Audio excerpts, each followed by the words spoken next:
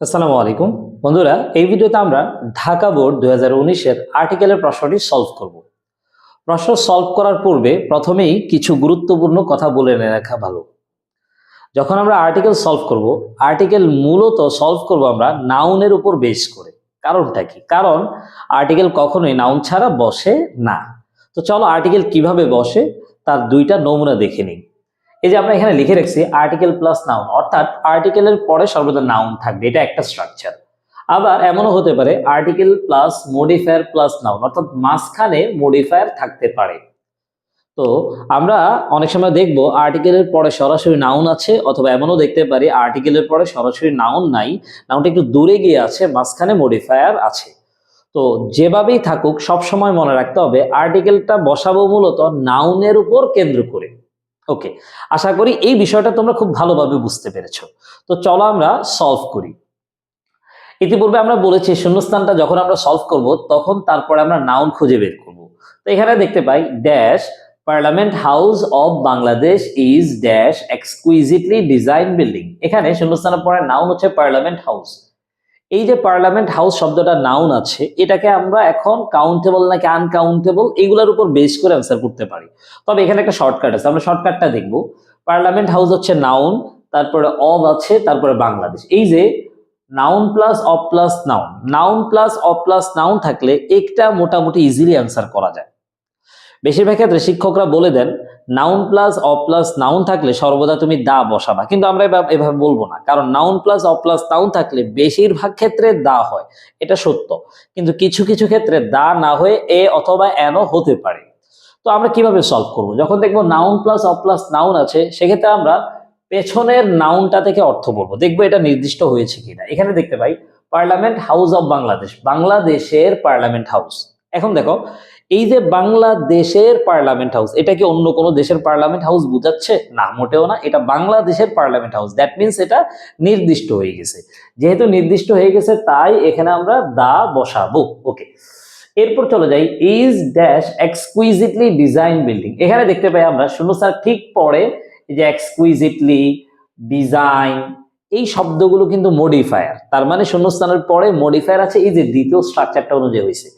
তারপরে নাউন হচ্ছে এখানে বিল্ডিং। এখন এই নাউনের উপর বেস করেই কিন্তু মূলত আমরা আর্টিকেল বসাবো। যেহেতু বিল্ডিং শব্দটা কাউন্টেবল নাউন, তাই এর শুরুতে এখানে এ এন ডি তিনটাই বসতে পারে। এখন আমরা দেখবো নির্দিষ্ট হয়েছে কিনা। ড্যাশ এক্সকুইজিটলি ডিজাইন বিল্ডিং, বাংলাদেশের পার্লামেন্ট হাউসটা হচ্ছে একটা সুন্দর বিল্ডিং। এখন দেখো এটাই কি একমাত্র সুন্দর বিল্ডিং নাকি আরো বিল্ডিং আছে? অবশ্যই আরো বিল্ডিং আছে। দ্যাট মিনস হচ্ছে এটা নির্দিষ্ট না, তাই দা বসবে না, এখানে হয় এ বসবে না হয় এন বসবে। এখন আমরা দেখি ড্যাশ এক্সকুইজিটলি, এই যে এক্সকুইজিটলির মধ্যে ই আছে। দেখো একটা কথা বলে রাখা ভালো, আমরা মূলত বের করেছি এ অথবা এন হবে, এটা আমরা ফাইনাল করলাম। এখন এ নাকি এন এই বিষয়টা কিন্তু শূন্যস্থানের ঠিক পরের ওয়ার্ডটার উপর নির্ভর করবে। আবারও বলতেছি, আর্টিকেল হবে কি হবে না এটা নির্ভর করবে নাউনের উপরে, আর এ নাকি এন এই বিষয়টা নির্ভর করবে শূন্যস্থানের ঠিক পরে যে ওয়ার্ডটা থাকবে তার উপরে। ওকে, এখানে শূন্যস্থানের ঠিক পরে ওয়ার্ডটা ছিল এক্সকুইজিটলি, এর শুরুতে ভাওয়েল আছে, ভাওয়েলের উচ্চারণও ঠিকঠাক আছে, এই জন্য এখানে আমরা এন বসাবো। ওকে, এর পরের কোশ্চেনে আমরা চলে যাই। In fact it is dash wonder of modern architecture and technology. এখন দেখো এখানে শূন্যস্থানের ঠিক পরে ওয়ান্ডার আছে, তারপর অব আছে, তারপর আবার মডার্ন আর্কিটেকচার অ্যান্ড টেকনোলজি আছে। দ্যাট মিনস হচ্ছে noun plus of plus noun আছে। এখন নাউন প্লাস অব প্লাস নাউনের ক্ষেত্রে যারা বলে দেন সবসময় দা হবে, সেক্ষেত্রে কিন্তু ব্যাপারটা এখানে ঝামেলা লেগে যাবে। দেখো dash wonder of modern architecture, আধুনিক স্থাপত্য এবং টেকনোলজি, তথ্য প্রযুক্তির, ওয়ান্ডার মানে হচ্ছে বিস্ময়। এখন এটাই কি আধুনিক স্থাপত্যের একমাত্র বিস্ময়? যদি একমাত্র বিস্ময় বুঝায় তাহলে অবশ্যই দা হবে, কিন্তু যদি একমাত্র বিস্ময় না বুঝায় তাহলে এখানে হয় এ হবে না হয় এন হবে। এখন আমরা বুঝতে পারি এই যে বাংলাদেশের পার্লামেন্ট হাউস, এটাই কিন্তু আধুনিক স্থাপত্যের একমাত্র বিষয় না, বরং আরো বিষয় আছে। দ্যাট মিনস হচ্ছে দা হবে, এখানে হয় এ হবে না হয় এন হবে। সো যেহেতু ওয়ান্ডার শব্দটার পূর্বে ভাওয়েল নাই, তাই এখানে কিন্তু এন হবে না, এটা মূলত এ হবে।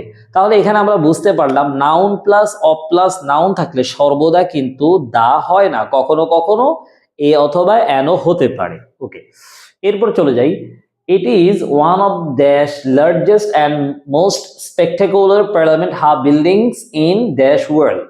এখানে আমরা দেখতে পাই it is one of dash largest. আমরা একটু আগে বলে আসি আর্টিকেল সর্বদা নাউনকে মডিফাই করে। দেখো এই কথাটা 99% ক্ষেত্রে কারেক্ট, বাট কখনো কখনো আর্টিকেল অ্যাডজেক্টিভ এবং অ্যাডভার্বকেও মডিফাই করতে পারে। সেক্ষেত্রে ব্যাপারটা কিভাবে সলভ হবে, একদম ইজি ব্যাপার। দেখো শূন্যস্থানের পর যদি তুমি সুপারলেটিভ ডিগ্রি দেখো, আবারও বলতেছি শূন্যস্থানের পর যদি তুমি সুপারলেটিভ ডিগ্রি দেখো তাহলে নিশ্চিন্তে ওখানে দা বসাই দিতে হবে। যেহেতু এখানে লার্জেস্ট আছে এই জন্য আমরা এখানে দা বসাই দিব। Okay, and most spectacular parliament buildings in dash world. এখানে ওয়ার্ল্ড শব্দটা শুরুতে সর্বদা দা বসবে, এটা আমরা মুখস্থ করে নিব, মনে রাখতে হবে ওয়ার্ল্ড শব্দটা শুরুতে সর্বদা দা বসবে। It is dash highly expensive building. এখানেও সেম কথা আমরা দেখতে পাই, নাউন হচ্ছে বিল্ডিং আর এটা একটা কাউন্টেবল নাউন, অবশ্যই এটা শুরুতে আর্টিকেল বসাতে হবে, এ এন দি কিছু না কিছু একটা বসাতেই হবে। যেহেতু এটা কাউন্টেবল নাউন আর এটা অনির্দিষ্ট, তাই এ অথবা এন হবে। এখন এখানে এ নাকি এন, এই যে হাইলি শব্দটা এটা শুরুতে ভাওয়েল নাই, কনসোনেন্ট আছে, তাই এখানে এ হবে। It is a highly expensive building dash maintenance cost of the parliament house is about 50 million টাকা পার ইয়ার।